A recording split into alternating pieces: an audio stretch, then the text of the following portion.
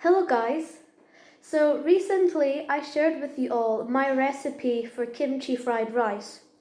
Now that's quite an easy Korean dish to make, so you don't need to buy that many special Korean ingredients for that one. So if you want to cook more Korean food at home, you will need to stock up on some more Korean pantry items. So this is what today's video is about. I'm going to show you what essential Korean ingredients I have in my pantry so you can make delicious Korean food at home. The best part about these ingredients is that most of them you can buy in the Asian aisle of a big supermarket. So that makes it a lot more convenient for you. Let's take a look, shall we? So our first ingredient today is gochujang, aka Korean red chili paste. Let's open it for you. So that's what it looks like. This is in pretty much every Korean recipe you'll come across. You use it in your marinades, soups, sauces, stews, pretty much everything. Korean food is known to have a smoky flavour to it, and that comes from the gochujang. Obviously, it's chili and spicy as well. If you want to cook Korean food, you need to buy this. There is no substitute for this ingredient. The best part is that you can find it in the Asian aisle in a big supermarket, so it's not difficult to come across. So you have to buy this if you want to cook Korean food. Next, we have gochugaru. This is just the same chilies in the gochujang, but in powder form. So this is not as common in recipes as gochujang, but I would definitely still say you should buy this. So it's got the same flavor profile, smoky and spicy. So this is also used for marinades and also dry rubs as well in your meat. So again, you can buy this in the Asian section of your supermarket as well. So that's another important ingredient to buy. Another Korean ingredient you'll need is soy sauce.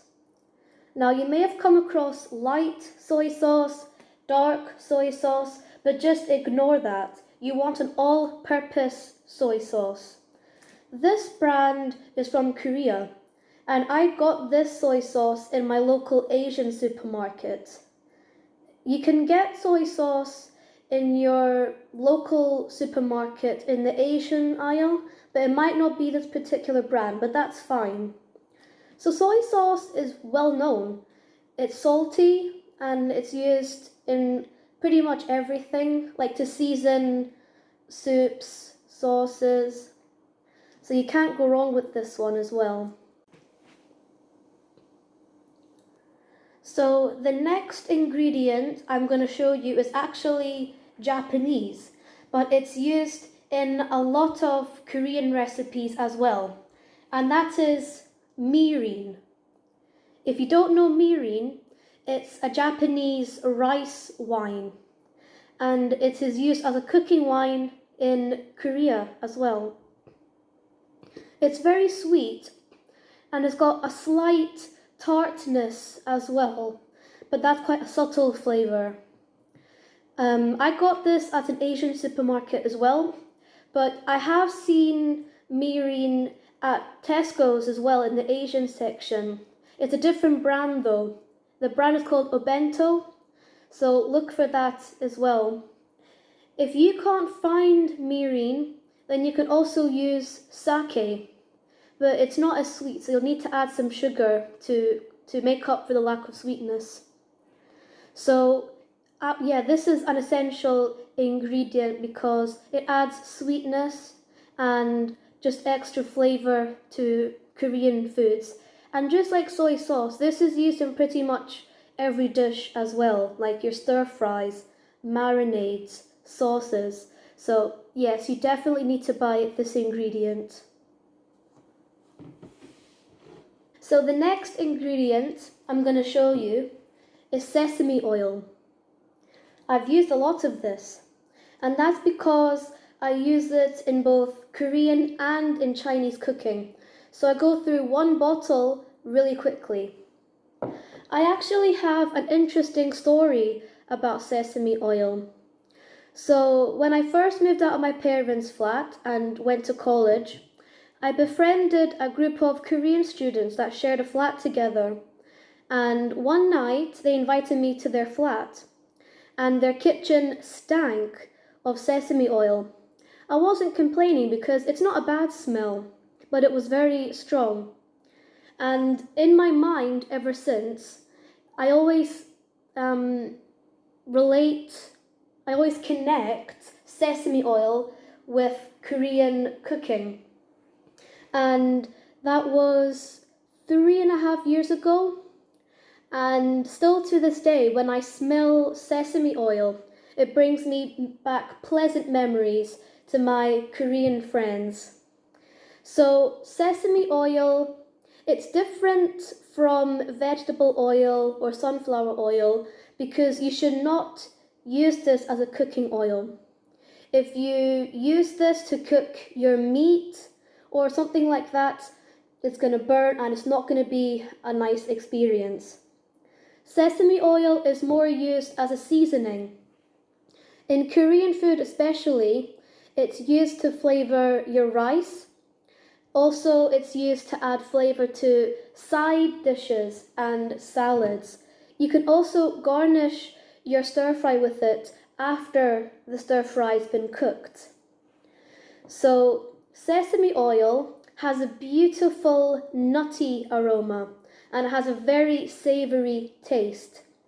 The good thing about this is that you can find it really easily in your local supermarket, again in the Asian section. So you should definitely invest in this. So you guys probably have this next ingredient in your pantry already, and that is white sugar. Korean food is very sweet. It's sweet, spicy, and smoky. So as you can imagine, a lot of Korean recipes call for sugar. Some recipes will want you to use honey instead, but most of them will say sugar.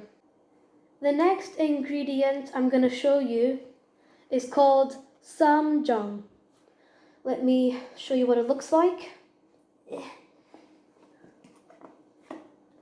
Oh, how did I open this? That's what it looks like. So this is a soybean paste. I have the mild version, but that's still a little spicy to me. But if it's not spicy enough for you, you can get hotter varieties as well. So this is used as a dipping sauce, mostly for Korean barbecues. You can also use it if you have a dry dish with not a lot of sauce. You can dip your meat and veggies in this as well. You can actually make this yourself, but to be honest, the bought one still tastes pretty good to me.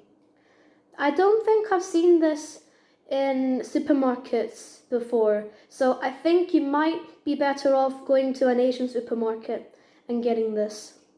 If you know anything about Korean food, you've definitely come across this next ingredient, which is kimchi. If you don't know what kimchi is, it's fermented cabbage. It's fermented in salt, gochujang, and soy sauce, and also some other things as well. So I have it in the jar, but you can also get it in tins and in packets as well. It's got a pungent smell, and it's also got a very sour taste too. Most kimchis I've come across are also a bit spicy as well. This is a very versatile ingredient. You can use it in soups and stews, in your noodles, and in your fried rice. You can also just eat it on its own as a side dish. To be honest, if you had the free time and you really wanted to, you can make this yourself.